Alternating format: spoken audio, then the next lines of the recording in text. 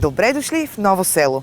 От древността хората осъществявали целенасочени пътувания към обекти с култово и религиозно предназначение, светилища, оброчища, храмове, водени от мотивите да опознаят Бога.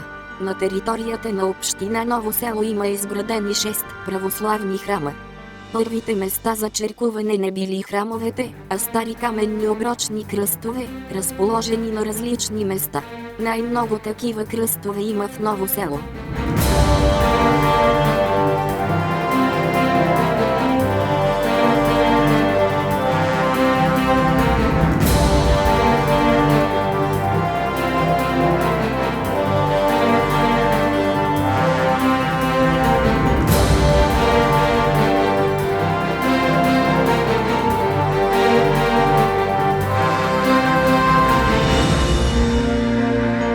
Православен храм СВ Николай или СВ Никола, Ново село.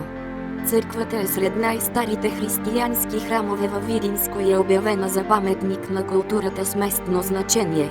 Според местни предания църквата е съществувала още от Второто българско царство. Разположена е в централната част на селото.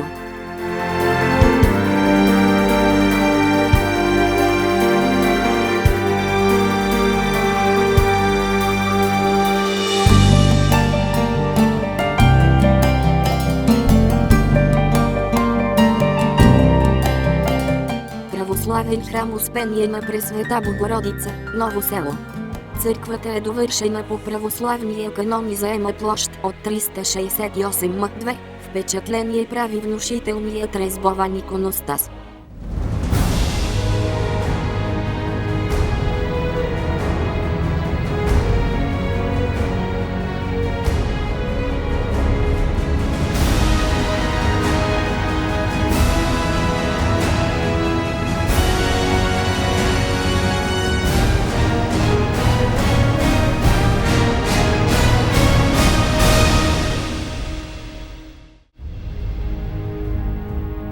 Православен храм Възнесение Господне, Флорентини разположен в централната част на селото. Храмът е един от най-старите в общината. Изграден е през 1882 година, а през 1925 година към него е издигната камбанария.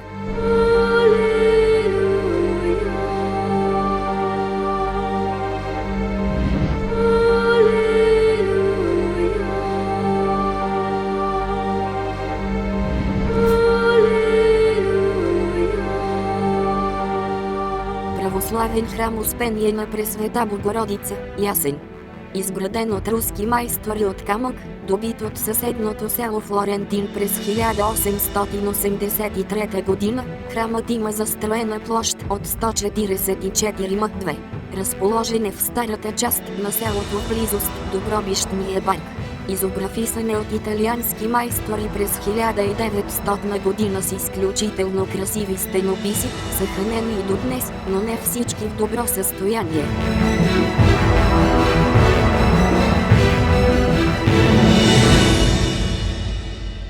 Православен храм Света Троица, Неговановци. Сравнително нов храм, построен през 1923 година, с застроена площ от 300 м2. Има отделна камбанария, по-стара от храма, изградена през 1907 година. Тя служила за черкуване до построяването на храма.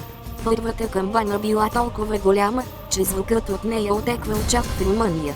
В процеса на експлоатация тя се спукала и била отнесена в Румъния за ремонт. Храмът е важно средище за местната общност.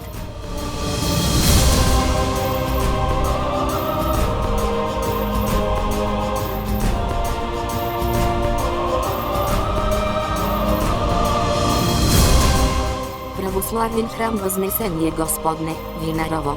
Това е най-новият храм в община Ново село. Построен е през 1934 година и има застроена площ от 244 м2.